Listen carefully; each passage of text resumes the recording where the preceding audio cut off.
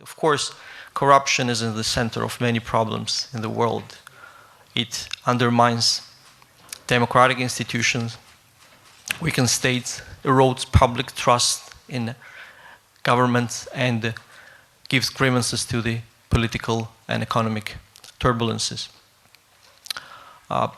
Transparency International's Corruption Perception Index, released in 2018, reveals that continued ineffective address of corruption globally by most of the countries contributes to the crisis in democracy worldwide. And it's not a good news, of course. Weak states infected with corruption are extremely vulnerable to the external threats. And Georgia and Ukraine and I guess Lithuania, we've all experienced down the road as we've been building and consolidating our democracies. And it's not a surprise to all of us that corruption has been regarded as one of the significant national security threats by many countries, including Georgia. Well, of course, we should give a lot of credits to the international institutions, intergovernmental organizations, NGOs, champion countries for all of their efforts to tackle corruption, and no one can dispute that very significant results have been achieved. Nevertheless, we don't have a luxury to be complacent because the corruption, especially high-level corruption in the governance, still remains an unresolved challenge globally. Countries use different mechanisms and institutions, and to compare and to ask questions whether there is a magic solution that can totally eradicate corruption, probably it's non-existent. Countries use different mechanisms and the best practice and experiences vary from each other, and so does the success and failure, and I'm really glad that today we will have a chance to address all these issues with very excellent speakers here, whom I'm going to introduce to you very briefly. I'll start from my far left, Daria Kaleniuk, Executive Director of Anti-Corruption Action Center of Ukraine. Welcome, Daria. It's really an honor to have you here on the panel. Tetiana Khavanska, Legal and Policy Analyst, Anti-Corruption Division of the OECD. Emilia, Berazategui, Global Advocacy Coordinator at the Transparency International. Žydrūnas, Bartkus, our guest from Lithuania, Director of Special Investigation Service of Republic of Lithuania. Svitlana, Olifira, our friend from Ukraine, Head of External Communication Department at the National Anti-Corruption Bureau of Ukraine. And last but not least, Gigauri, Executive Director of Transparency International, Georgia. What amazing speakers we have today. I'm sure we'll have very dynamic discussion. After a few rounds of questions from the moderator, I plan to open up the floor for questions and comments from the audience. So get your questions ready and don't miss this opportunity to ask such distinguished panel, whatever it's your interest. But before we go and dive into deep discussions about mechanisms and institutions you guys have been using to fight with corruption, can you please share your thoughts about the current corruption trends globally? How this trend has changed over the last period of time, and what do you expect will happen within the next 5-10 years? What are the key developments that will shape the threat of corruption in the future? So I'll start with Daria.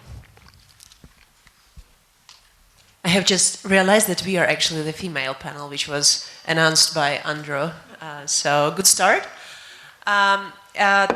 Global trends. I will be very brief, and I will cover just one interesting trend which we are facing now in Ukraine, and I'm pretty sure that my colleagues will cover others. But it's a very interesting path that we are observing and we are actually part of in Ukraine. We feel that when we are close to tackling grand corruption in our country, to tackle oligarchs, organized crime, when we are very close in making sure that our anti-corruption institutions are strong enough and independent enough, then corrupt officials, oligarchs, they find a way to bribe and corrupt foreign nations, including those which are developed, which are known to be well established, and where rule of law institutions are per se considered as to be independent. Ukraine is now associated very well with corruption because of this scandal happening in the United States. But actually, a lot of has been discussed and talked about this impeachment inquiry against the President of the United States, and I'm commenting it for already 2 months. In Ukraine, there are hundreds of American journalists trying to figure out what was happening. But my key message is that what is happening is actually the result of very hard work against grand corruption, which highlights what a transnational problem corruption is.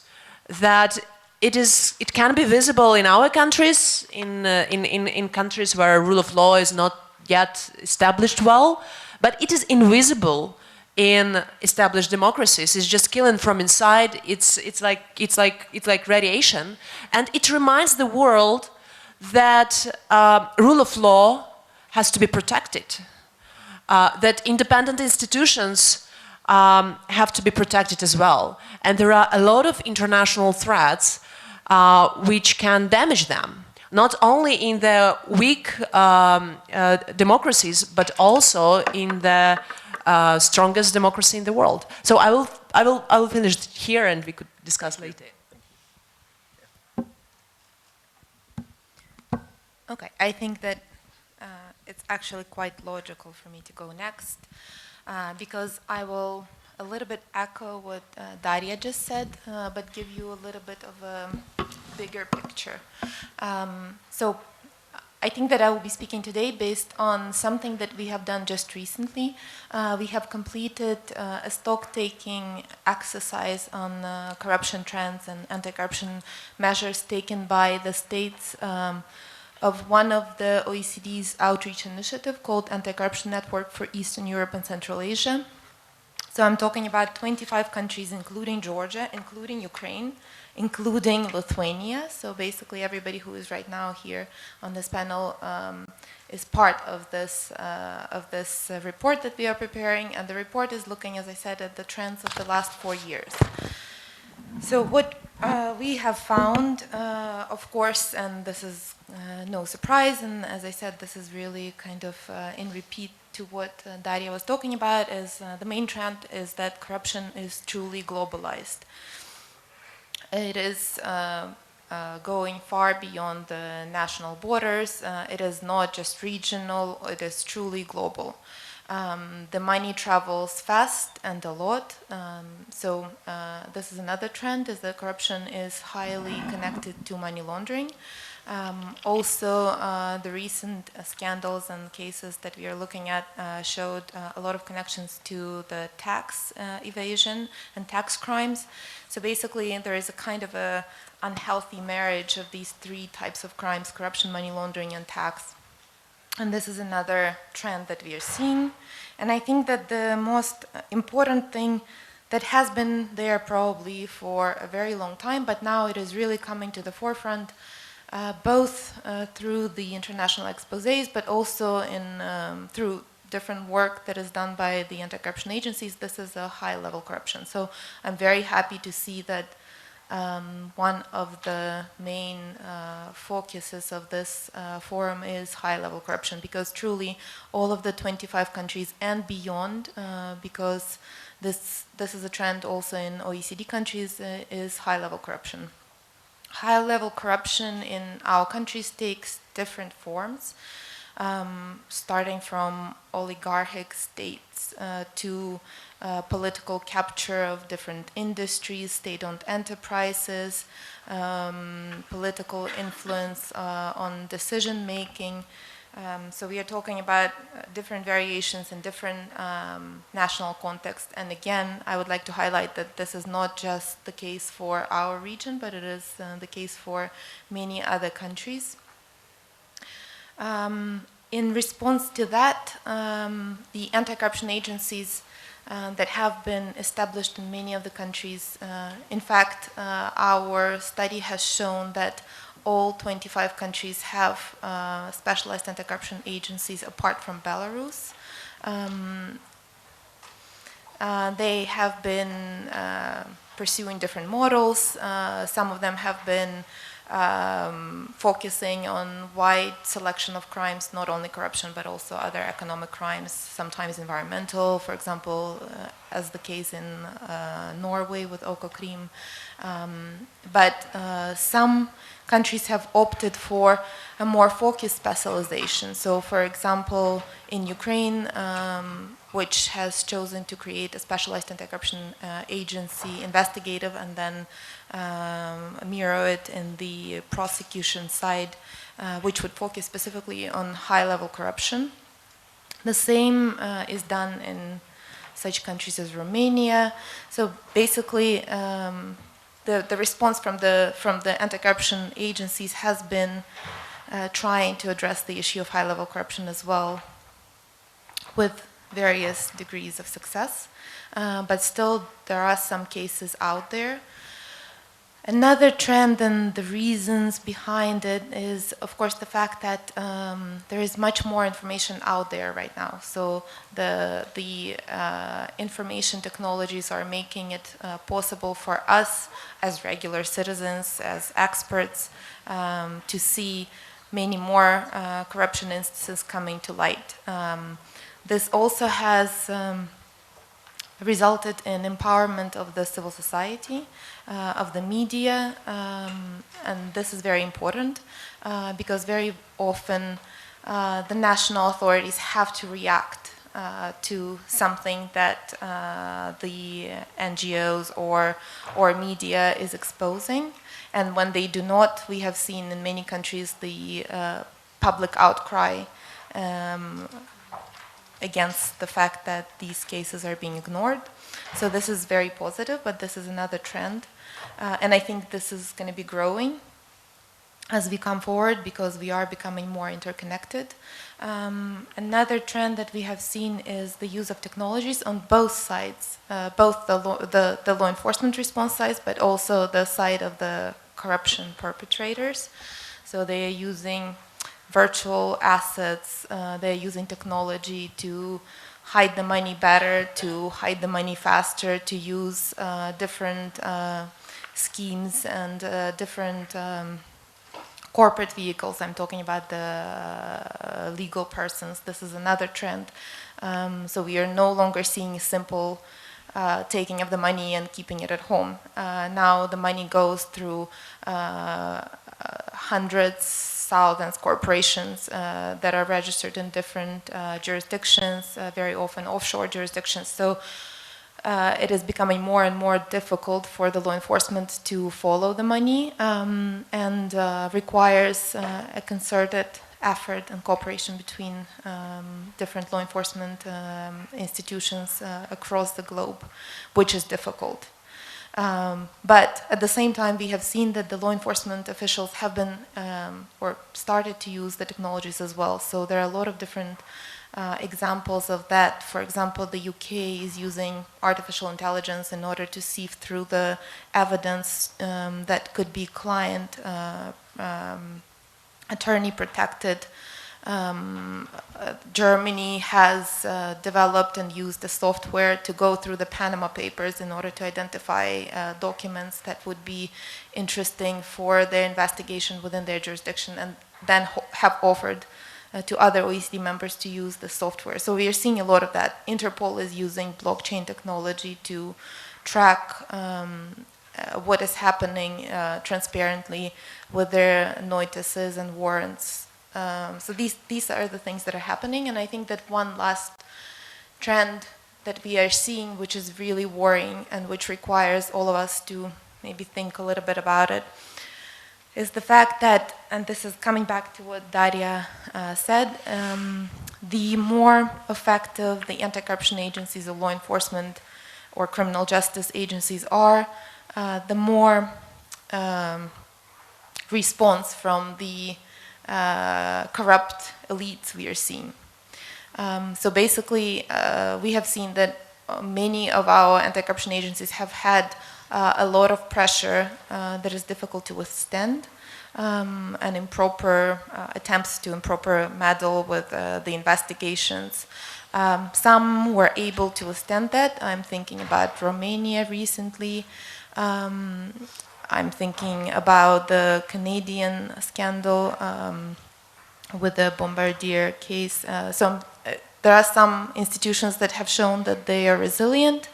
Some are struggling, but this is something that I think we as international community, as national community, as NGOs, experts, should be looking at. And I think that one of the kind of solutions that we have seen, that the anti-corruption agencies that were able to develop good communicative strategies and appeal directly to the citizens, to the expert community, to the international community, have been more safeguarded, if I may say, from these types of pressures.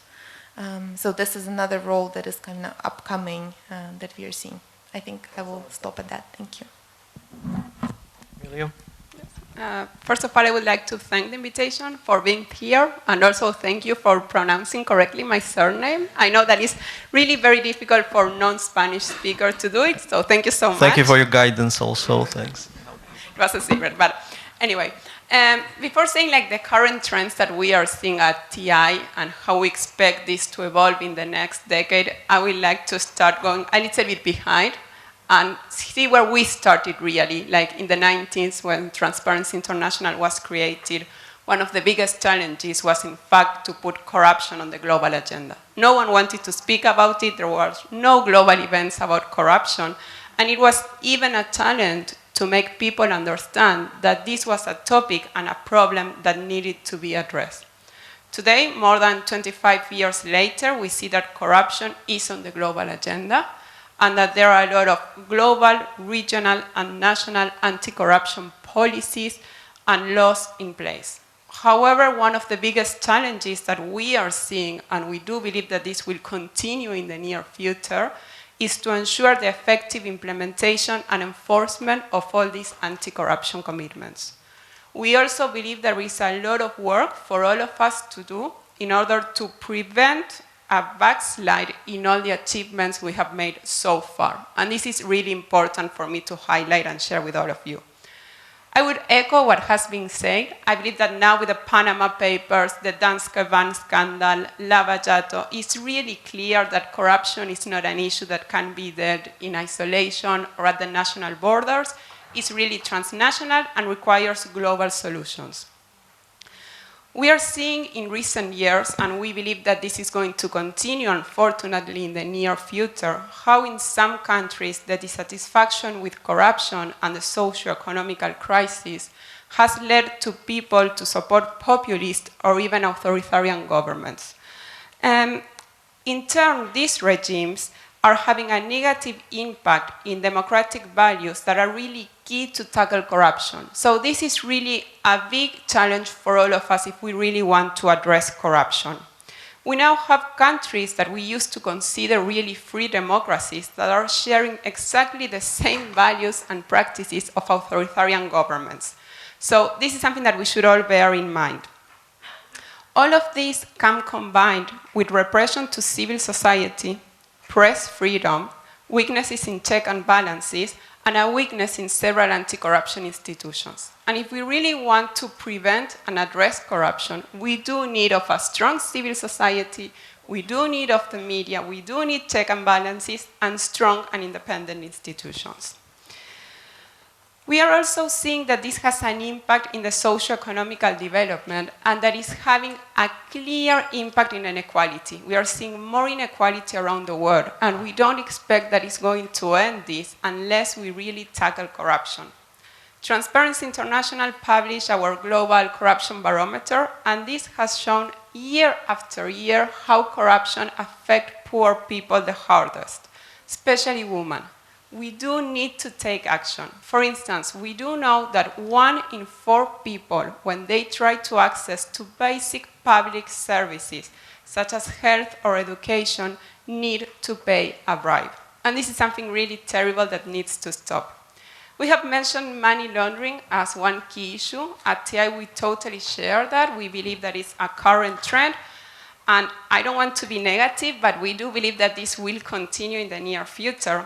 And something that for us is really key, if we really want to tackle money laundering, is also the lack of political integrity. And this is something that we all need to address. That's why we have decided that in the near future, TI will focus in 2 global priorities that are dirty money, illicit financial flows, if you want to call it like this, and also political integrity. If we don't discuss about these 2 topics, it's going to be really very difficult to tackle corruption in an effective way. Thank you, Emilia. Žydrūnas. Hello, everyone.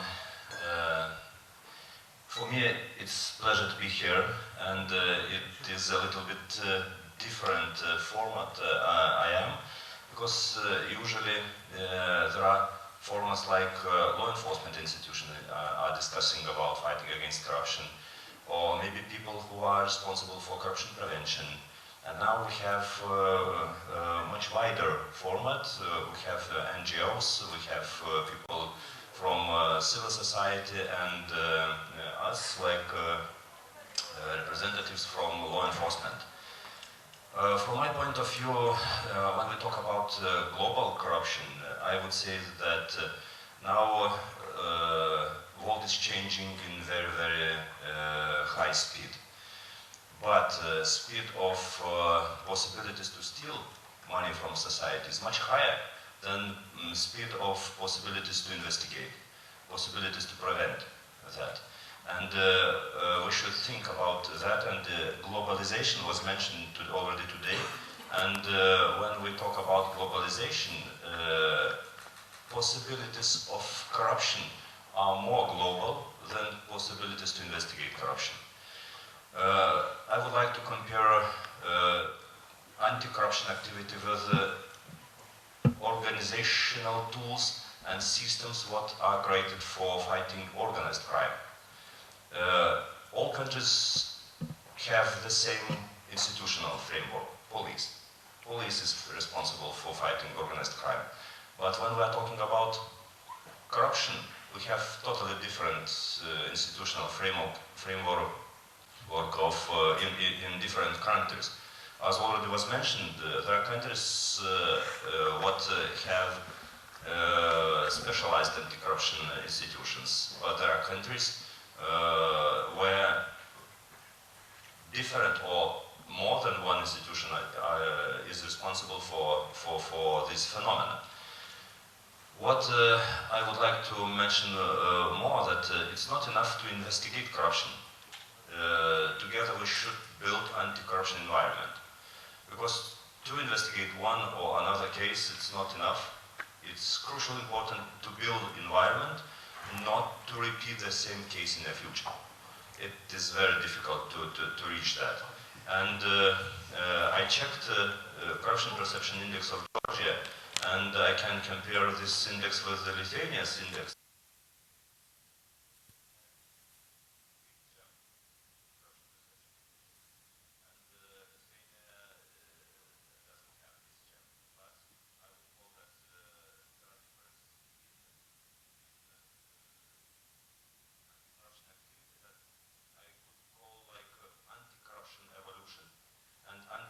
Revolution. It is easy to reach maybe, but after we should create, we should evaluate, to have evolution in building anti-corruption environment. Thank you. Well, Svitlana. I'll be a bit short. Thank you. Yeah, totally agree with my colleagues about the trends that we are having now globally and locally. And I want to add, just maybe to sum up, well, as for me, we are having like two trends: creativity. So both law enforcement agencies, civil society should be creative to look for corruption, to stop it, to investigate it, and to prevent it. And the second one is cooperation, because no borders for corruption. So should we have those borders for investigate this corruption?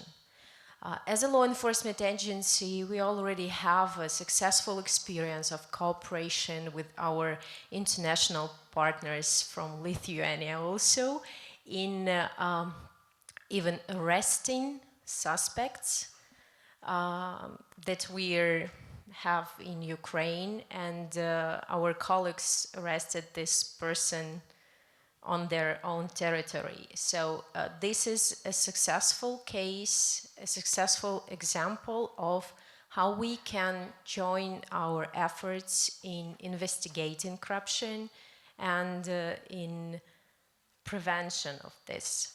And such kind of forums, it is a great possibility to, for all of us to think, how should we act in future to minimize corruption risks, to create this environment, to change maybe our way of thinking, change our mentality, to be more transparent, to be more honest, and to work on like common rules for our everyday life, not for rules how to steal or how to hide money.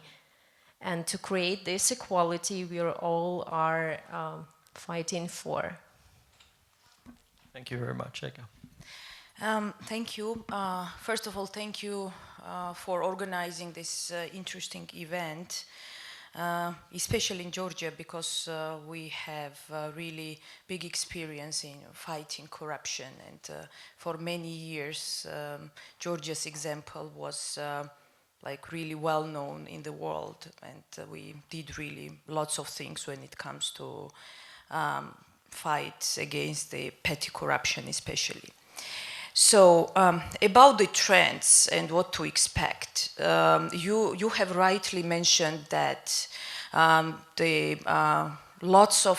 because lots of countries failed in to fight corruption effectively, this definitely contributes to the crisis of democracy in the world, and this is what TI thinks.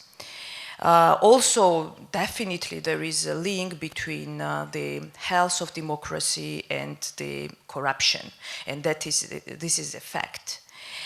If we look at the corruption perception, the recent corruption perception indexes, so we'll see that 2/3 of countries score less than 50. And only 20 countries after 2012 made significant improvements in the score.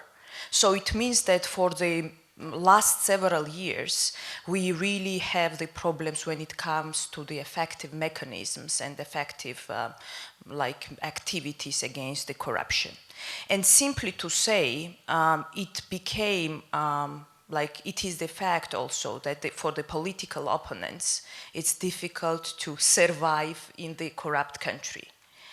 And in all countries where the political killings take place, so these countries are considered as TI as like the most corrupt countries. And this is the link between the corruption and the democracy. I think that in addition to the like traditional forms of corruption, today corruption got the different form. It's more complicated. We also see that corrupt countries are influencing other countries. They are funding and backing far right groups, political parties, NGOs. We have now oligarchs who are trying also to use the social media and different tools to shrink the space for civil society. And this is like also the state capture became the challenge for many countries now. And these are like kind of new forms of corruption. And I think that we all here, really should start the discussion what to do in order to challenge now the new threat and new form, more complicated forms of corruption. In normal situation, of course, the recommendation might be that we should all strengthen those institutions who conduct the checks and balance, who like maintain checks and balance and like oversight of the political forces, make sure that they are acting in a good environment and no one can intimidate them. Of course, we should strengthen the civil society. We should like make sure that the media acts freely and the journalists are not under the intimidation and all this kind of course we need the legal framework and the effective implementation of the like the laws. But I think that we should like really think innovatively and really think about the new tools. For instance, I'm not sure that all the stakeholders are effectively involved in fighting corruption, and also they take the commitment to fight the corruption, like, you know, globally. For instance, Facebook, Twitter, and these are like the social networks which are widely used by the oligarch regimes, by the, like, you know, the political forces who want to maintain in power and who can, like, you know, damage the reputation of the civil society activists, who can, like, you know, conduct the campaign and nobody knows who pays, from where this money comes, and it's kind of like a really tool to spend the black money in politics and so on. And I think that we really should consider how to bring those stakeholders at the table. And I think that, of course, engagement of the citizens, the particular citizens, is very important, because to fight against corruption is not only the task and the job of the like state or the, like, you know, NGO or particular agency. I think that we should really find the way how to engage people more in these activities. Again, what I said is that, like, you know, the coordination amongst all the stakeholders, like, you know, locally and globally, is very important. Thank you. Thank you, Eka. Thank you, all speakers. You very beautifully laid out all the trends of corruption, as well as highlighted the key enablers that are necessary. Of the times we were fighting with corruption, it became clear that corruption never stands still. Right, it develops, it gets in new forms and shapes that makes our effort not easy. And if we look at the current trends, like factors like the rise of the populism, constant attacks on freedoms and democracies, also the new technologies that are often used in an evil manner and for bad purposes, that of course will make our efforts to defeat corruption and eradicate corruption even more complex. That's why we need to be very coordinated and develop very sophisticated tools to fight and to prevent corruption. And of course, this requires all the enablers to be on a place. Tanya, I would like to bring into the discussion and ask you, OECD anti-corruption network has been doing an amazing job in support of the Eastern Europe and Central Asian countries, and Georgia has been one of the beneficiaries of your recommendations, which is an integral part of the monitoring reports. And in fact, our project, the USAID Good Governance Initiative, is very active in implementing or helping Georgian agencies, especially at the local level, to implement one of your key recommendations, that local governments need to have their own anti-corruption strategies and action plans. We look forward to the release of your stock-taking papers, which I'm sure will find a lot of interesting stuff there. Every speaker almost highlighted the high-level corruption is a very important challenge. Can you very briefly share with us your initial findings? So how the countries are fighting with high-level corruption and what instruments they are using, and if we have any evidence-based like conclusions that one form or one model is better than other, for example, independent agencies are better, or the anti-corruption functions that are scattered through the different government agencies. I will try to respond. Thank you so much for your very kind words about our work.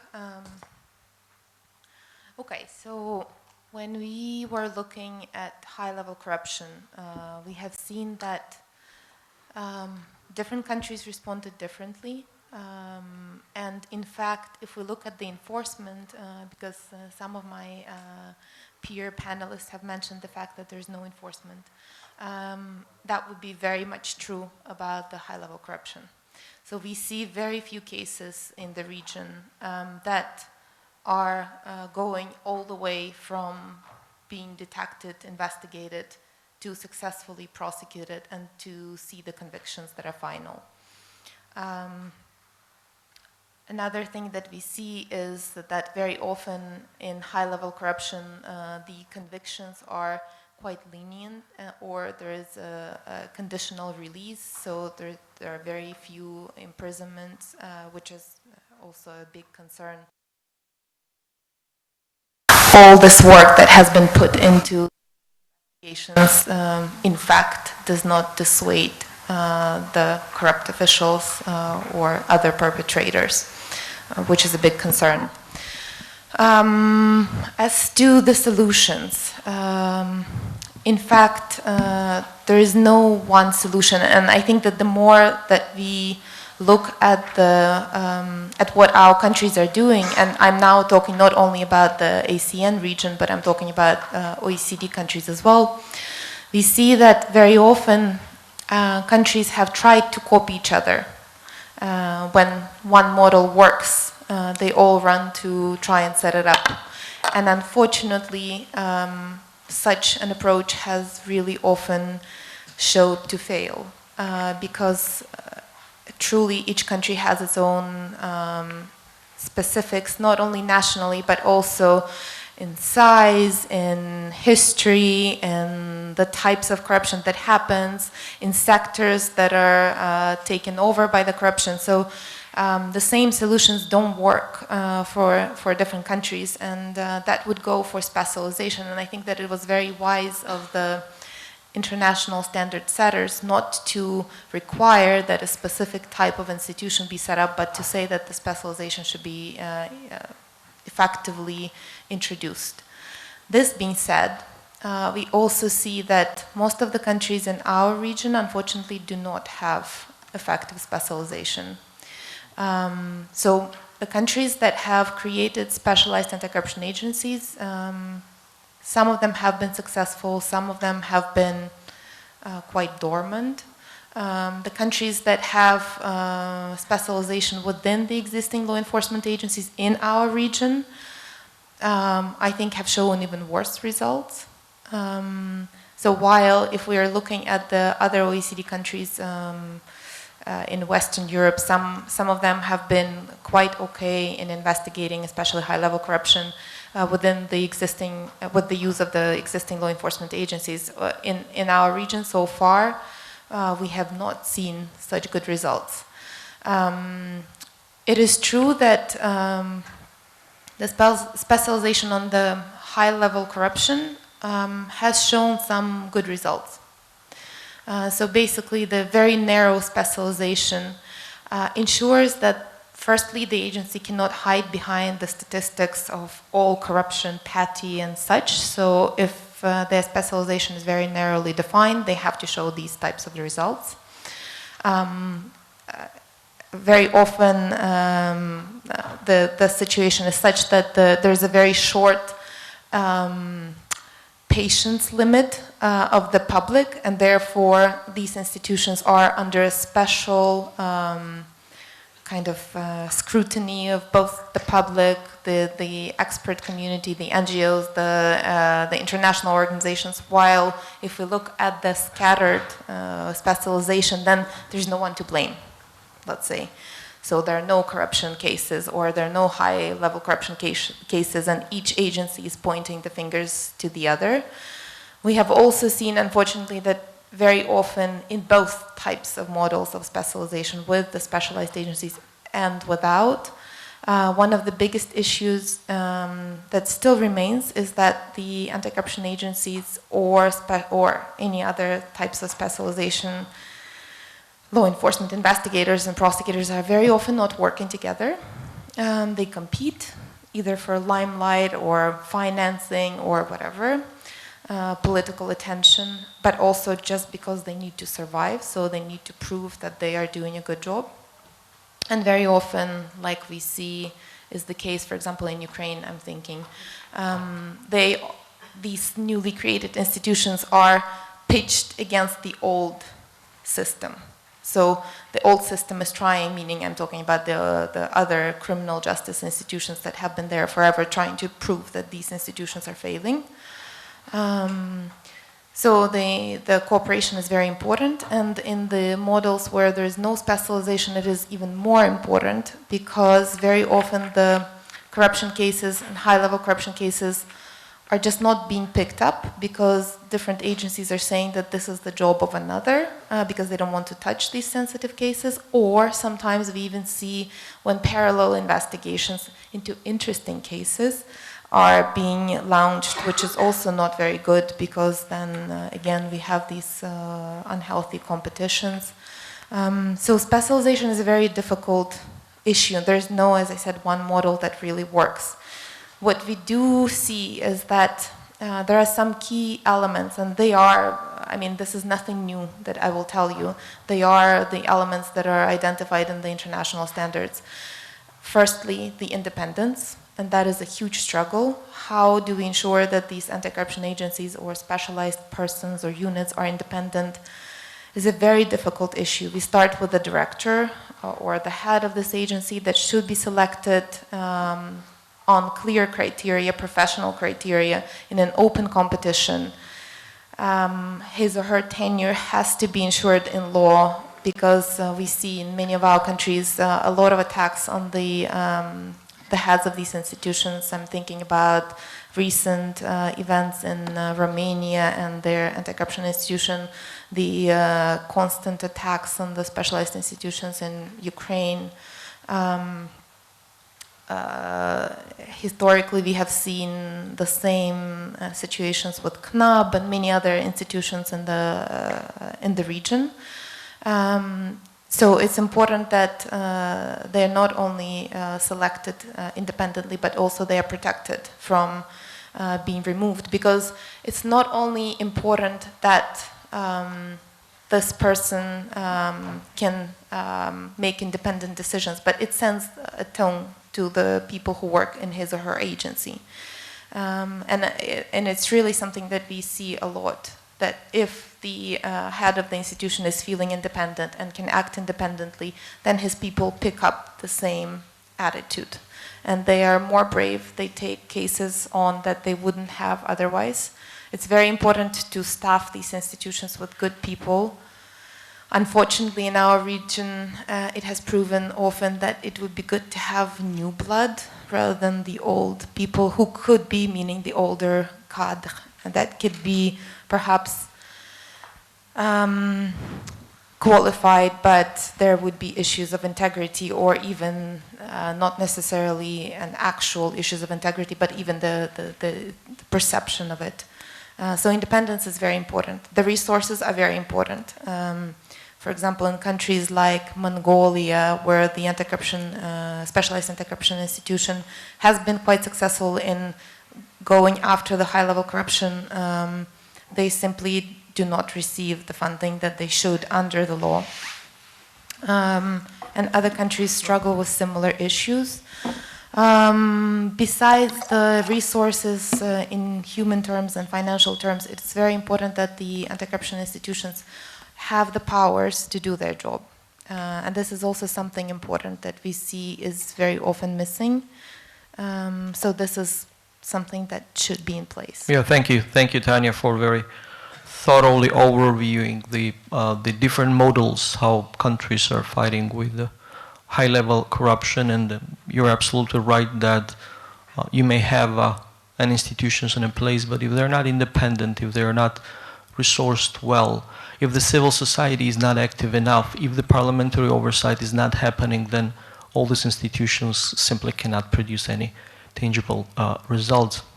Žydrūnas, I'm very glad that we have Lithuanian representative on the panel, and I'm sure my Ukrainian colleagues here will agree that Lithuania has been always an inspiration for Georgia in many areas of our transformation, and I cannot thank you enough for your firm support to Georgia's NATO membership and EU membership aspirations.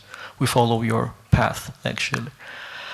Well, you represent the Special Investigation Agency Service of Lithuania, which is accountable to President and the Parliament, and you very effectively are fighting with corruption, and in addition, you've been doing a corruption prevention job. So, and in your reform, in your efforts, you employ pretty innovative tools. And when we had discussion before this panel, you mentioned analytical anti-corruption intelligence that you've been using in your fight with corruption. Can you share a little bit about that? And also, can you share your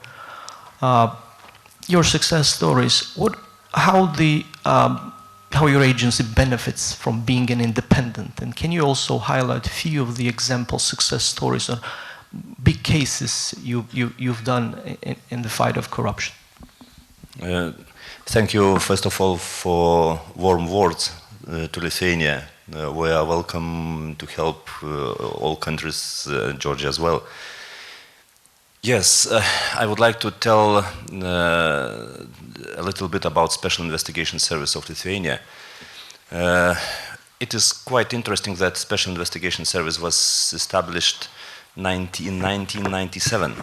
It means we already celebrated 22 years of our activity. And after we were established, it was an institution under the Minister of Interior. But it was enough 2 years to understand that it's not good model because this institution should be independent. And in 2000, the law was changed, and the Special Investigation Service was made fully independent.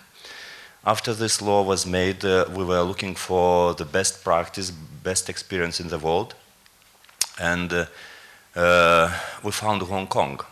And we went to Hong Kong and took model of Hong Kong. And since 2000, we started working in 3 directions. It means investigation, prevention, and anti-corruption education.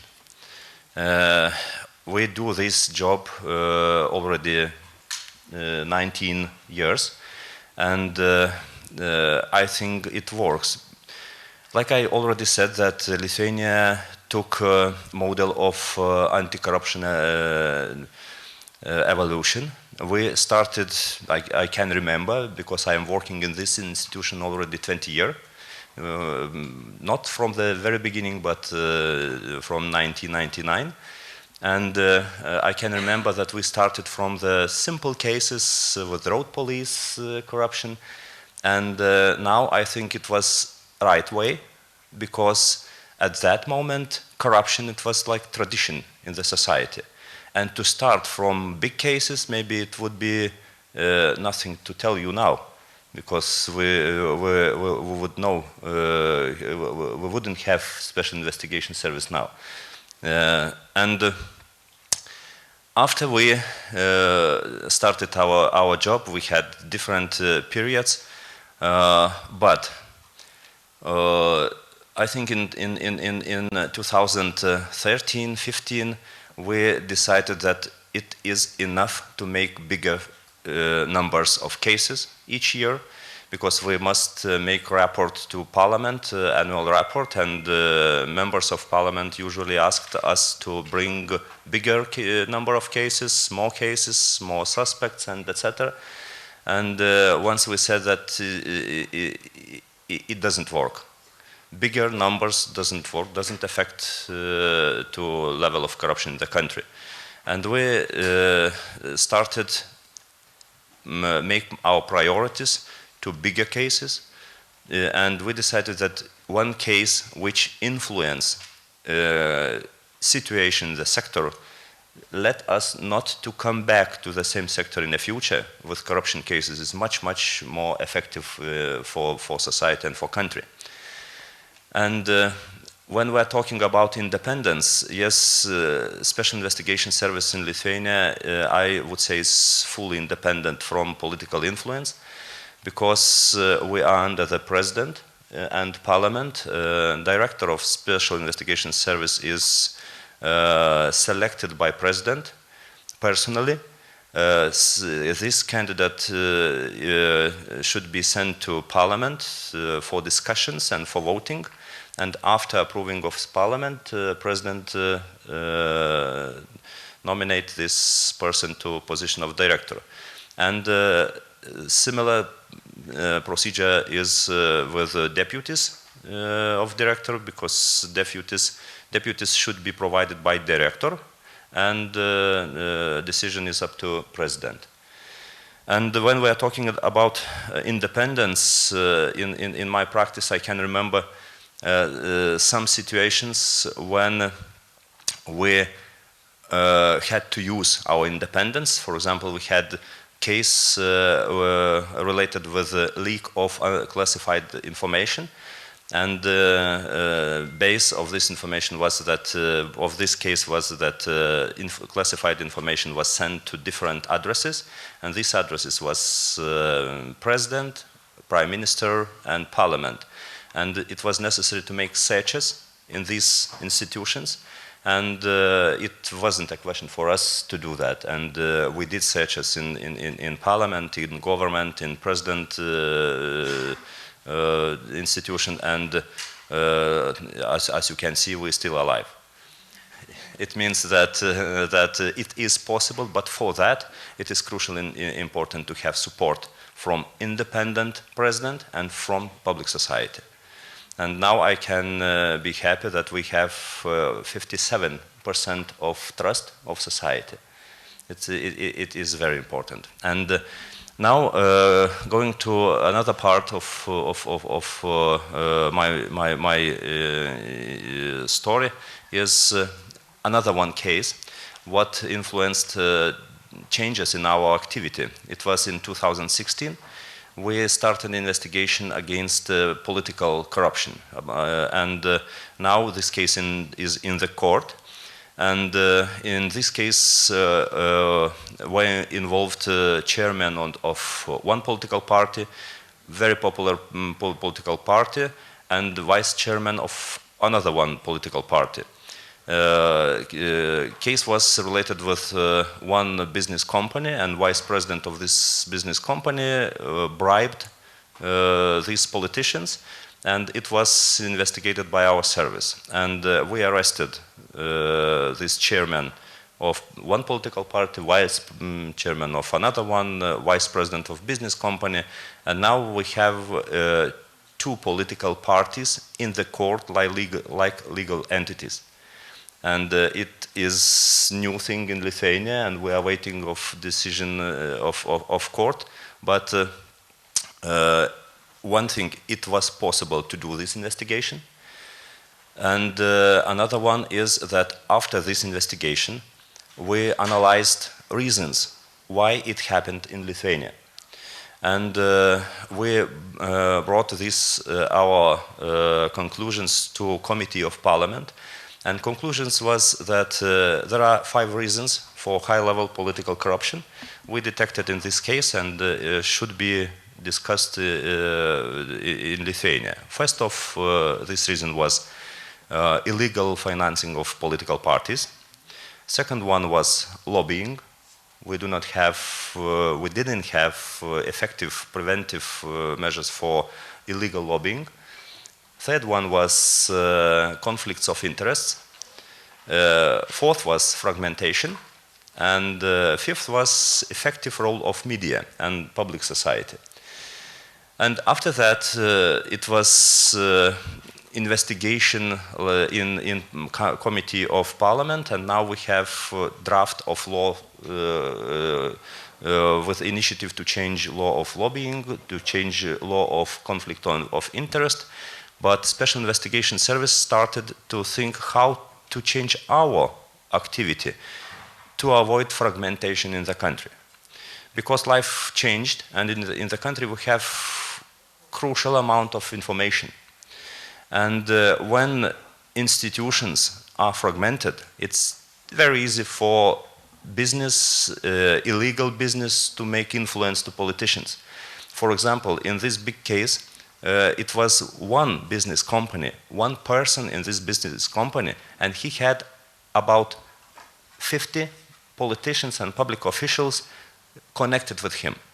But every one of these politicians thought that he is alone, because whole picture saw only this vice president of business company. It means that our public service was fragmented. Nobody talks each to other, nobody shared this information, and it was no institution to show these risks we have in Lithuania. After that, we started build our analytical capacities and offered to Parliament to add one additional function to our institution. As I already mentioned, that it is in investigation, prevention, education, and we added analytical anti-corruption intelligence. And what does it mean? It means that within the country we have, like in other countries, approximately about 300 different databases and information systems. According to the law of Special Investigation Service, we obtained right to have direct access to all these databases we need for our analysis. And even we had the possibility to have copies of different databases for analyzing. And we have now right to get information from commercial banks about transactions of legal entities, not physical persons, because for physical persons we need decision of court. But for legal entities we can ask commercial bank and to receive this information. And we are drawing picture of corruption risks. We are looking for relationships between public officials and business. We are looking for relationships between business companies, how they are related when take part in public procurements.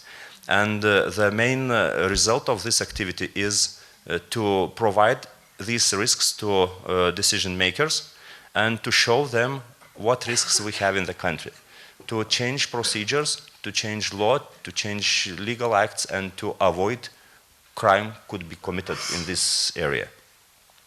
And we already have success story in this way, and I would like to mention that when I'm talking about fragmentation, we use this word in our activity because we do our job in cycle. When we start investigation, after we go with prevention, we are checking, analyzing procedures, what led this crime committed. And after we are looking with our analytical intelligence for similar situations in whole sector, maybe this wasn't the one case, maybe this practice is popular for whole sector. And I am very long, yeah. And last word about prevention. After we reached level of corruption perception index 59 points, and we have the same number for 3 years, we started looking for reasons why we are not growing. The reason was that our public sector is not involved in anti-corruption activity. Like anti-corruption institution, like it is responsible for anti-corruption activity in the country. And now we drafted a new law of corruption prevention with some key points. It means that after this law will be adopted, all institutions, all heads of institutions will be responsible for building anti-corruption environment within their sector, and we will create a system of measuring to show for public society how successful they are. We will create rank of ministries and municipalities to show them how successful they are and to measure progress in time period, how progressive they are. And we hope it will work. Thank you. Thank you. Žydrūnas, you brought very clear examples how the independent investigative service can deliver and can work, which enjoys full independence and support from the independent president and also civil society. And we of course look forward to see that other mechanisms that are in a place in Georgia or in Ukraine to work and deliver the same results. So it's always a pleasure to have our Ukrainian friends. Sorry, I would like to add, Svitlana said that very important is creativity. Yep. But to be creativity, you should be free, independent, because this is crucial, important to be creative. That's the most important precondition for that. It's always a pleasure to have Ukrainian representatives on the panel. It's for Georgia, Ukraine is always in our heart and mind. We both are frontline states fighting with the same enemy, with Russia, which has been trying to undermine our democratic institutions and our statehood for many years. And it's clear that one of the key enablers to confront Russian aggression is to have solid democratic institutions, corruption-free democratic institutions. Daria, I would like to bring you into the discussion. And first of all, I would like to praise all of your efforts, not only in Ukraine, but also internationally. We all remember how active you were during the Euromaidan and years after, and your colleagues' very active advocacy efforts resulted in very important mechanisms that we currently see in Ukraine, like NABU, as well as the High Anti-Corruption Court. These mechanisms are in place. Can you highlight whether these mechanisms are working? And what are the mechanisms of the civil society oversight? Because the civil society oversight, for all of us, is one of the key enablers that ensures the effectiveness of the anti-corruption institutions in the country. Thank you.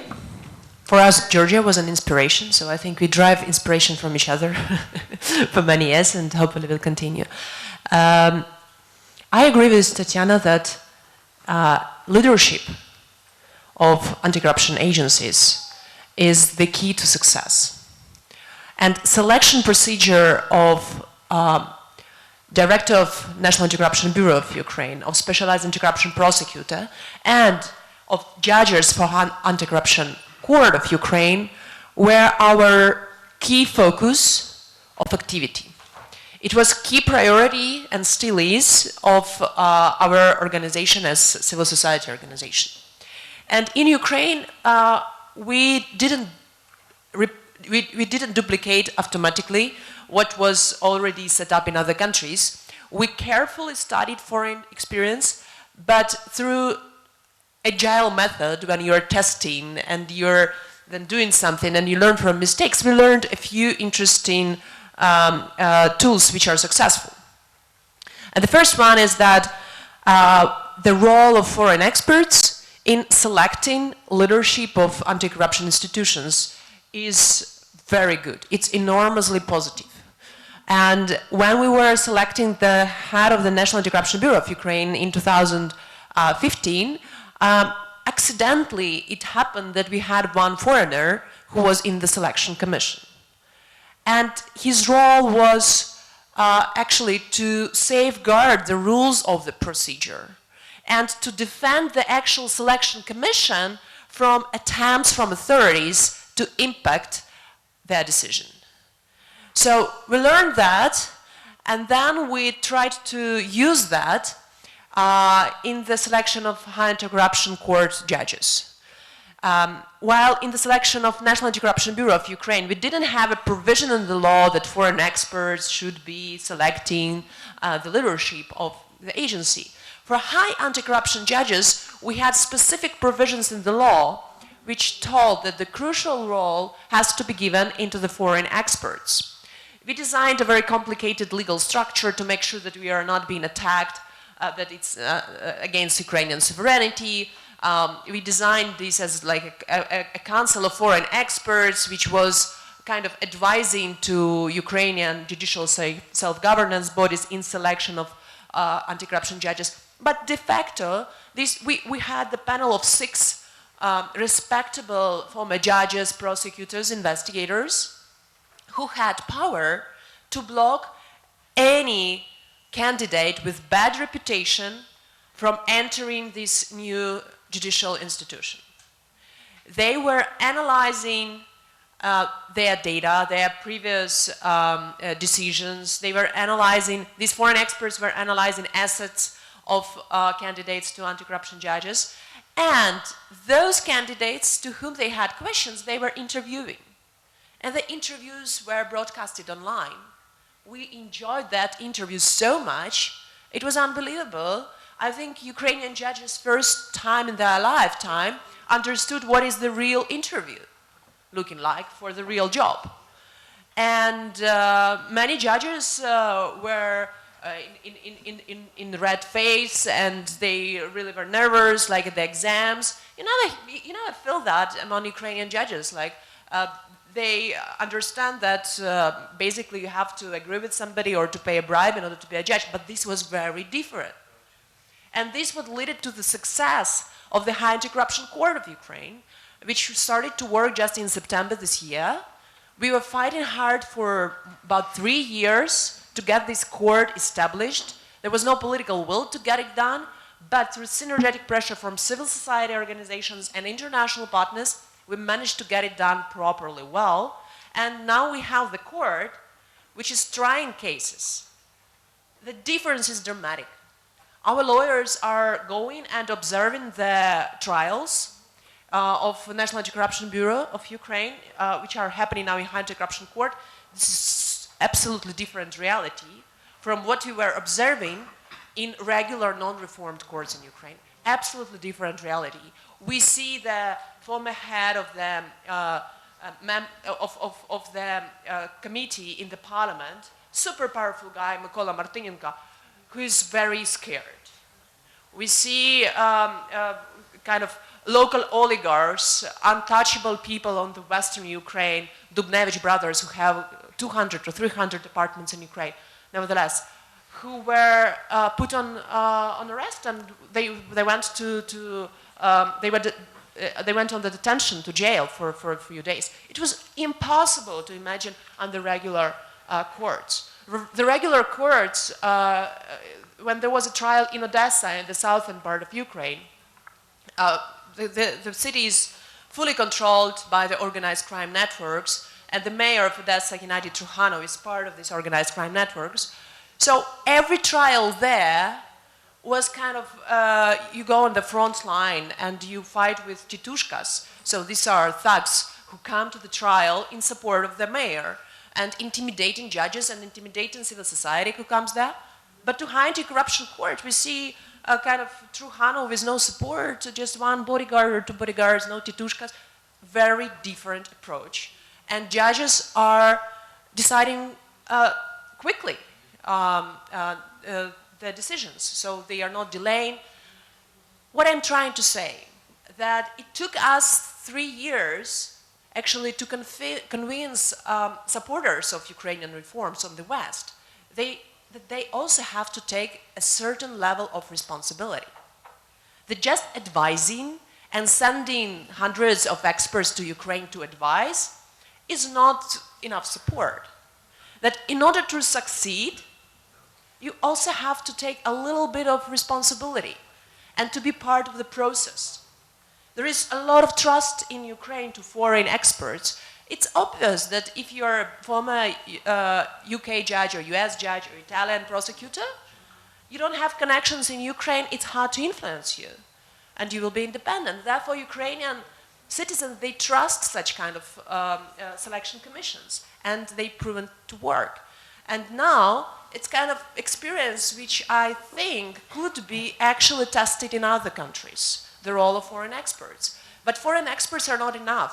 It is important and crucially important to have local civil society who is watchdogging every single step in the selection of leadership or members of these anti-corruption bodies, and then watchdogging how they are performing. And if they are performing wrong, and we had such cases in Ukraine, the head of the Specialized Anti-Corruption Prosecutor of Ukraine fully undermined his credibility, and we demand his resignation. We were protesting many times in front of his office. But when we see that anti-corruption agencies are kind of already influenced and they have their own interests or some leadership there, we say that publicly. So we watchdog them, we criticize them publicly. But if they are attacked, we go and support them. We go, and attacks could be different, disinformation, which could come from inside Ukraine, from inside the country, but also outside the country. And once we found out with National Anti-Corruption Bureau of Ukraine that the disinformation attacks were coming very significantly also from outside of the country. And we have a feeling that it's coming from oligarchs who are buying the number of Western enablers, lobbyists, PR firms, lawyers, in order to build certain strategies in order to undermine credibility of this agency. And it's a huge challenge. It requires us to focus not only on changes inside our country, but also on changes outside of our country. In order to protect independence of our agency, we have also to change something on the West. We have to tackle also this army of Western enablers who are open to easy, dirty money coming from oligarchs from Ukraine or from Russia or from Azerbaijan. I don't know about Georgia. You have one oligarch, but probably he also is relying somehow on Western enablers. Thank you, Daria, for sharing your experience. And needless to say, along with the mechanisms in place, which directly are linked with fight with anti-corruption and prevention, it is utmost important to have independent judiciary, because without independent judiciary, the efforts of those agencies will be simply useless. Let's now go to Georgia. Georgia has achieved pretty significant results in the fight of corruption over the last decades, and as we like to say, all the low-hanging fruits have been picked, and we all have an expectation that the fight with corruption will be transferred into a qualitatively higher level. And as many other countries in the world, Georgia has the challenge related to high-level and complex corruption, which also has been highlighted by the reports of OECD and other. I just want to bring to your attention the latest polls of the International Republican Institute, which revealed that 30% of the Georgian population think that the fight corruption has regressed. 34% thinks that the fight with corruption neither progressed nor regressed, and only 13% think that fighting corruption has progressed. Well, Transparency International Georgia, together with IDFI, you've been very strongly advocating for establishment of the independent anti-corruption mechanism. And you try to convince the government to include relevant commitments in OGP, National Action Plan, as well as National Anti-Corruption Action Plan. But instead of embracing your idea, government decided to strengthen already existing mechanisms which are scattered across different government agencies. Can you share your arguments why you think that the independent anti-corruption agency is the must institution to be established in Georgia, and what changes it may bring on the ground, what dynamics will bring into the ground when it comes to the fight and prevention of corruption? Well, first of all, thank you to the colleagues to share their experience. It was very interesting to hear. And also it's interesting to hear that the basis, why these particular countries have decided to have independent anti-corruption agencies are different. In Georgia, I would say that we had different arguments because Georgia was successful without anti-corruption agency anyways. So we were very successful right from the beginning in fighting petty corruption. And if we look at the international indexes and scores, we'll see that we had really jump from like, you know, really bad situation to the like real improvement. And we did this in several years, which was like really the showcase kind of like, you know, really the example to prove that the corruption can't be the part of the culture. It's like, you know, it's not the part of the culture of any country. It's just the, like, you know, what happened, and it's just the individuals who are like, you know, pushing for this in their relevant countries. And in Georgia's case, why we have decided to do this? Because at some point we needed the effective system to challenge the elite corruption. And why we had the high-level corruption in the country? Because for many years we had political parties dominating like in the government and in the parliament. So like, you know, it was with the previous administration and with this administration that they were for many years in constitutional majority. And when you have such situation, definitely it is really the obstacle for to like, you know, to really challenge the elite corruption, because these relevant parties, they don't want to like really point the fingers on their officials, and that's the like reality that we had. Why?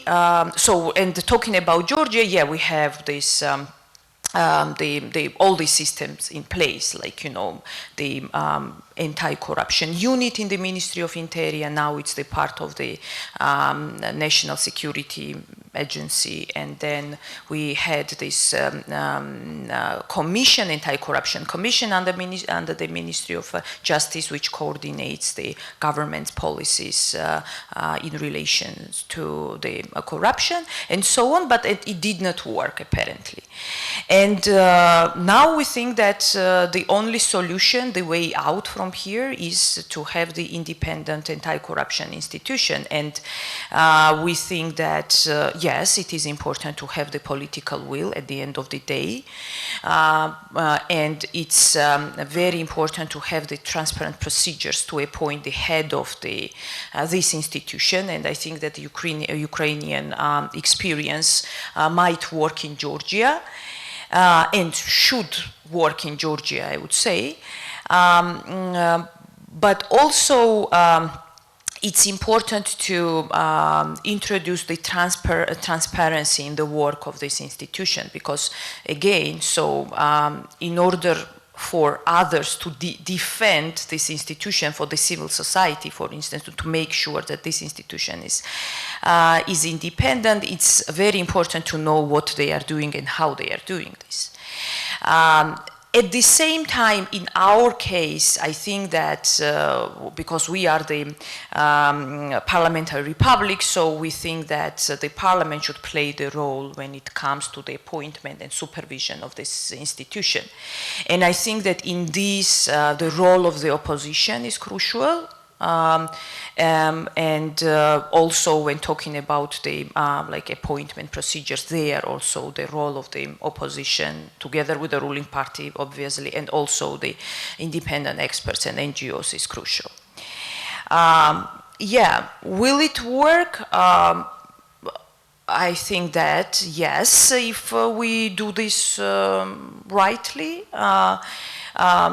we just have now this very complicated situation, because we have started talking about the signs of state capture in Georgia. So like, yeah, but I mean, even if it does not work, this is like, because I'm always positive about the future.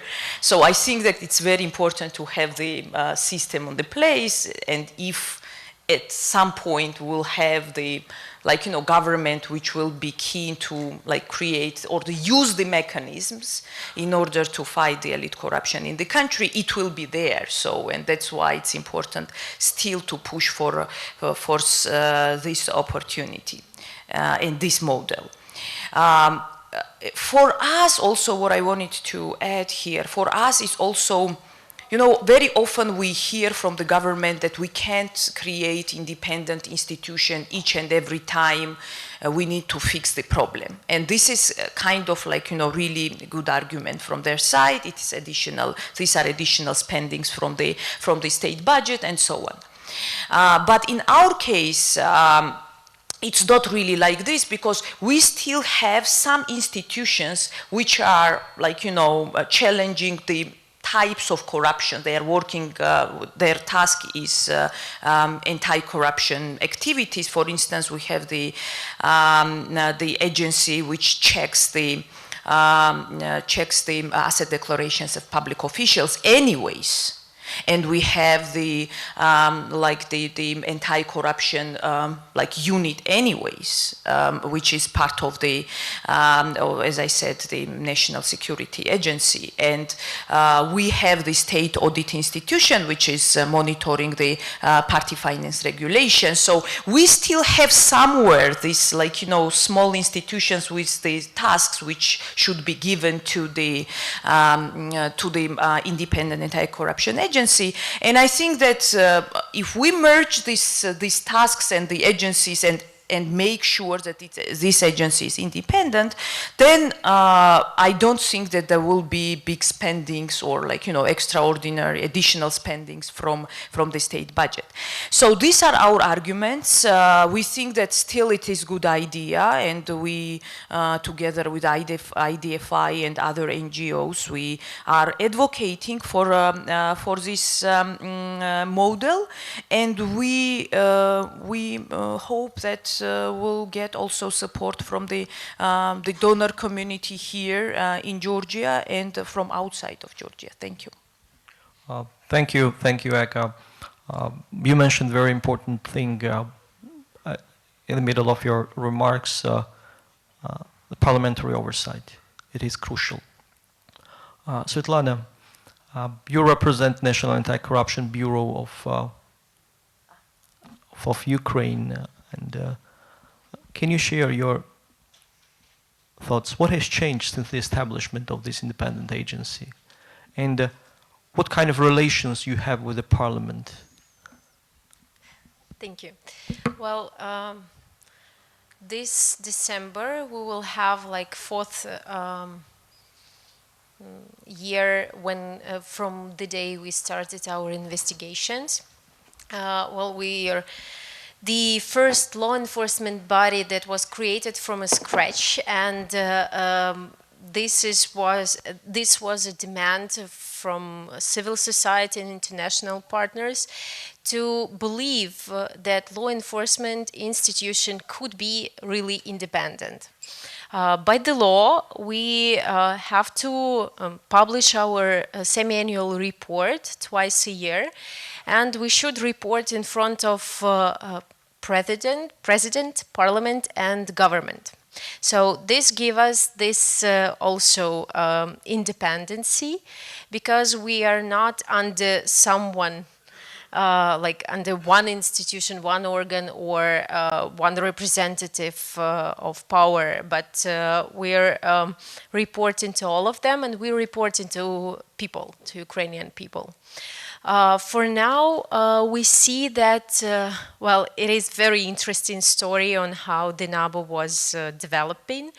And, well, when we started our investigations, it was very easy to do our job because no one believed that we will succeed in somehow.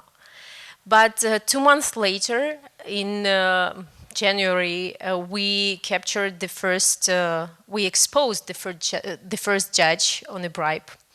And on February, we sent the first case to court.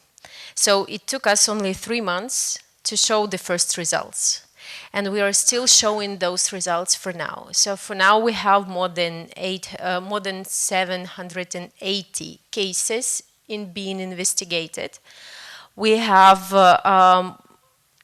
more than 140 people suspected in committing corruption crimes. And we are having, just let me tell you the certain number. We're having more than 400 people accused in corruption in more than 200 cases that are already in court. So we are hoping that this high anti-corruption court will make sentences, and we, SAPO prosecutors and Ukrainian people, will see those sentences and will see that the justice could exist in Ukraine. As for the last 3-4 months after the elections, presidential and parliament elections, yeah, we see some changes. We really see those changes because in some questions we already got this political will.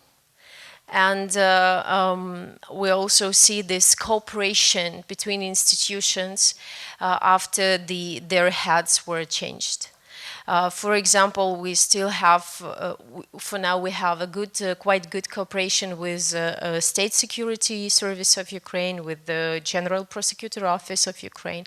And also we can see progress in our cooperation with the Specialized Anti-Corruption Prosecutor Office. Yeah, we still have this path to go. But for now, this issue of cooperation, this issue of communication, this issue about the joint efforts of law enforcement bodies, of civil society organizations inside the country and outside the country, as Daria said, and international organizations, all of us together. This is like the thing that we should do on a daily basis. We should cooperate, we should communicate, we should share our experience, and after that we will get more results. Because, well, corruption has no borders, and for now, as a law enforcement body, we still doing our investigations, but that's it. This is it, what we are doing. Also, we have some raising awareness campaigns and other things for talking about how important it is to prevent corruption, to talk about this problem, just not to forget about that, because it is still on the world's agenda and on Ukrainians' agenda too.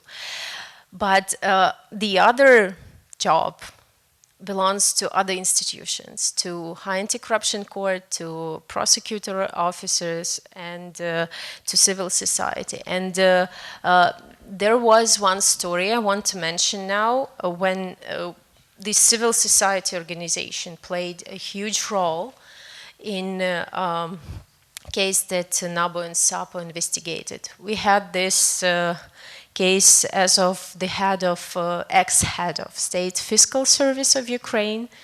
You remember that, Daria? And when we gave a notice of suspicion to him, he was just playing a role that he feels sick and he can't walk by himself, he can only lay down and be in hospital. And by the law, we have only 72 hours to choose a preventive measure. So the court should choose a preventive measure in this amount of time for a person that been suspected. And well, there was a situation when the court, when those 72 hours passed, and the court still has no opportunity to choose this preventive measure.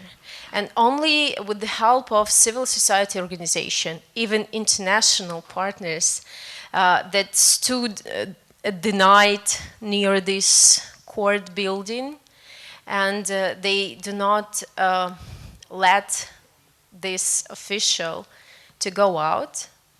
We had him being arrested, and the court chose a preventive measure next day. So this shows that everyone could fight corruption. Everyone could join this fight. And this is really important. Thank you, Svitlana. It's really important to have consolidated and concerted efforts. And we Georgians are looking at you and wish you every success, because success of Ukraine is success of Georgia. Emilia, in your earlier remarks, you highlighted two key areas. It's dirty money and political integrity, political corruption. Can you elaborate a little bit more how these two elements are connected with each other, and how big is the challenge that derive from dirty money and political integrity? Yes, sure. So I mentioned in my previous intervention all the challenges that ordinary citizens need to face when, for instance, they try to access to basic public services such as, healthcare, when they need to pay bribe. But it's not only, paying bribe with money. In many cases, it's also with sexual favors, and this is something that affects principally women. And we know that through undue influence, many of the government public policies and laws that should be taken into account, like all the interest of the ordinary citizens, as Eka has mentioned, that they are really who need to not only tackle corruption, but are the greatest victims of corruption, don't take into account their interest, and they take into account, actually the interest of the elite.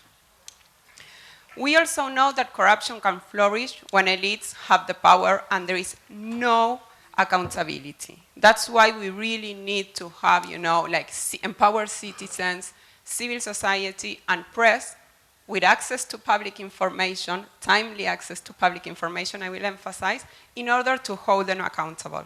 That is why we have decided to focus on political integrity, and you may wonder, what is really political integrity?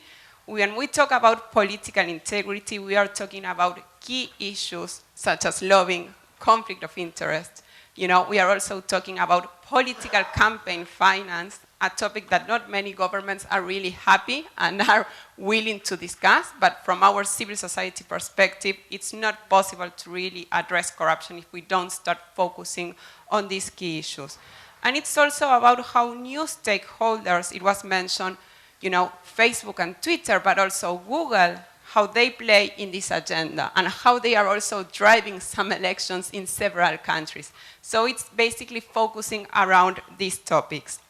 And I want to emphasize that while people, the real victims of corruption that suffer all these consequences, the corrupt people are able to hide all their stolen assets behind anonymous companies abroad. And this is possible because corruption always needs, of the international financial system to address. That is why if we really are talking about, having anti-corruption strategies, not only at the national but also at the global level, it is really necessary that we tackle these two priorities, political integrity and dirty money, and that we also close all the loopholes, through which all this corruption mechanism can really operate and through which the money is laundered. Let me give you a very brief example. It is not possible for us to say that we are going to tackle illicit financial flows, from Africa or Latin America if we only are focusing on domestic or regional measures. What we also need to tackle is how the money leaves these countries. And in order to do that, countries such as the UK, the US, and Canada, they really have a key role to play here. That is why we have decided that our second priority is exactly this, following the money, if you want to put it like this. It is about beneficial ownership transparency. And I'm not going to talk about this because we have a lot of experts here and there is going to be a specific session about this. But basically, when we talk about beneficial ownership transparency, it's knowing who is the real person, behind a company, behind these anonymous companies through which the corrupt people can hide their money and they can spend it abroad. It is also about asset recovery. It is about ensuring that all the stolen money can go back to the citizens and can be spent in a real, transparent, and accountable way. So all in all, that's why we have decided to focus on these priorities. I have been really very short and sweet because I know that we are running out of time, but I will be here the next 2 days, so really happy to keep on talking about this. Thank you, Emilia. We violated, I think, all the time constraints what we had for the panel, but I have an excuse, we started late, so which means that I will open up the floor to the audience questions, but we are limited to 3 questions. Please raise your hands and identify yourself. First question, gentleman over here. Can you please give the mic?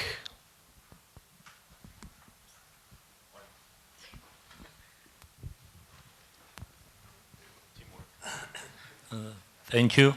My name is Arsen Manukyan. I am representing the government of Armenia. And first of all, I would like to thank Georgian colleagues for organization of this forum, and also to speakers.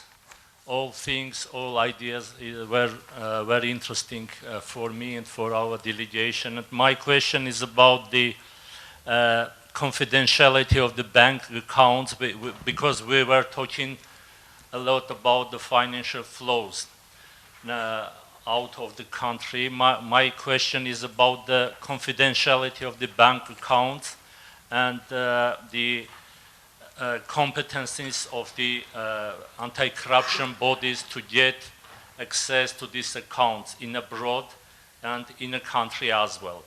And please talk about this a little bit more, whether you have free access to the bank accounts, because in order to reveal these corruption cases, you need to have access to these accounts.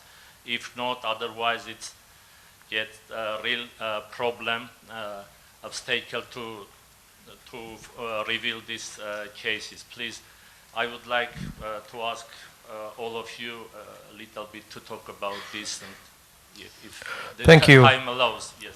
Thank you very much. Very interesting question. More questions from the audience. Gentleman over there, please. Hello. My name is Septimius Pârvu from Romania. I would have a question starting from the example given from Lithuania about using data. In many countries, I think that prosecutors don't have the either legal capacity, or there is kind of a fear to put data together from all these kind of databases. Can you give examples also from Ukraine or Georgia, and also from Lithuania? Actually, my first question will be, do you only work with data which are related to cases that you work on, or you do let's say prevention, or you try to see, I don't know, put data from political financing, assets, just to see where problems might be, or it's just related to what you already are investigating? And the question is the same for other countries. Thank you. Thank you. And one more question from the audience.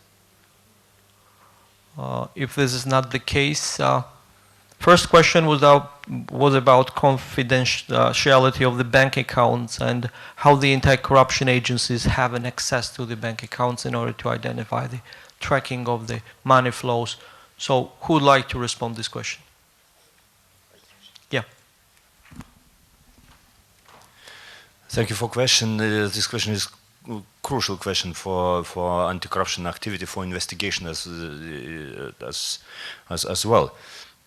I could tell that it's quite convenient in Lithuania to get information from banks, but it is good only for investigations in national level. But when we are following money internationally, yes, it is a problem, because different countries have different rules of getting information. But I think maybe other speakers can explain more. Situation is getting better in this field. What we had 10 years ago, for example, and now, everything understands this problem, and this problem is in a lot of countries already solved, and there is a network of Egmont, possibility to receive information in a fast way, and we use that. But yes, you are right, this is a problem. Yeah, Tanya. I'll just quickly follow up on it's actually, there is a very good practice in Romania, and other countries are replicating it, and several other EU countries, but just because we had a question from Romania. There is something called a registry of bank accounts. So basically this is something that is being created, which has just the kind of basic information, so you cannot trace the transactions between the accounts, but you could see all of the accounts that are there, and such registries are being created in a number of countries, and as I said, Romania has that, and it makes the life of the law enforcement is much easier to be able to at least have this initial information to know where to look for. So this is something that we have been recommending to our countries, including to Armenia, to do that, and I mean, we shall see. Also, we have recommended that to Ukraine, and they're trying to do that. But that's a helpful kind of a solution. But it's true that another issue is internationally what to do, and we have also been looking at this issue broader within the OECD. Now I'm speaking about the working group on bribery. So there are different ideas and solutions to that, and within the group of the law enforcement officials of the working group on bribery, they're also discussing the potentials of how to get the access to each other's banking information faster. But there is no one solution right now. Under our OECD convention, there is only one thing that I can tell you, that we have a special article in which mutual legal assistance, so basically international cooperation, cannot be denied based on bank secrecy. So this cannot be used as a reason to deny the request. But still, the requests are very long and formalistic, and the money is long gone very often before the request is executed. Thank you, Tanya. And the second question from our Romanian colleague was about data, whether these data are used only for the purposes related to the case, or the agencies, independent agencies and investigative agencies are looking into the other data also, like political party data. So, Žydrūnas. Very good question, because yes, there is difference between dealing with big data within the case, and when you analyzing big data for finding cases. And in Lithuania, we use a second way. It means that previously we strengthened our capacities to analyzing data we collected in particular case. But since I said 2018, we got access to different databases we have in the country, and now we're analyzing and crossing data from different databases for finding gaps in the law, for finding corruption risks in particular sectors in Lithuania. And the result of that can be investigation. When we find red flags, we can think what to do with these red flags, to start investigation, to provide information for decision makers, to make our corruption risk analysis or other actions to take. But you are right that to deal with big data, not only in the case, is much more effective than only to have capacities to analyze in the case. I'll add a bit more. We have the same situation at the NABU in Ukraine as our colleagues from Lithuania. We have a specific analytical department. They are analyzing data from registers, from databases, open and closed databases. And also they are doing this as according to some certain investigation that our detectives are investigating right now. And also looking for those red flags, as you've said, to inform proper institutions just to remove those corrupt risks. And also, like, very powerful instrument is civil society or journalists when they are sending their investigative materials to law enforcement bodies, to the NABU, for example.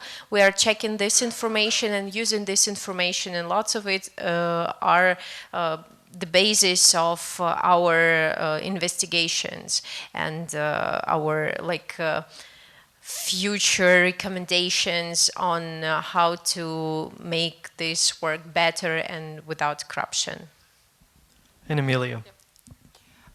Of course, that data is really useful for all the anti-corruption agencies, but also it's key for civil society, citizens, and media. You know, if you want them to really be engaged in fighting corruption, we do need to have data available.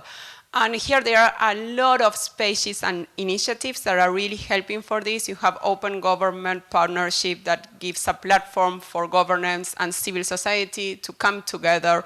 You also have initiatives on open data, such as open contracting, open ownership, that are really great. From my point of view, some of the biggest challenges that we still have is making sure that the data is available on time, that is really useful. And let me share an example from the country where I came from. Like, my country decided at some point that they were going to share the data about which was the most popular name according to, you know, the year. So for instance, I was born in 1987. So they told, okay, the most popular name there was, I don't know, like Emilia. Okay, that's funny, but what I really want to know is information, you know, about public procurement, infrastructure, and these kind of issues.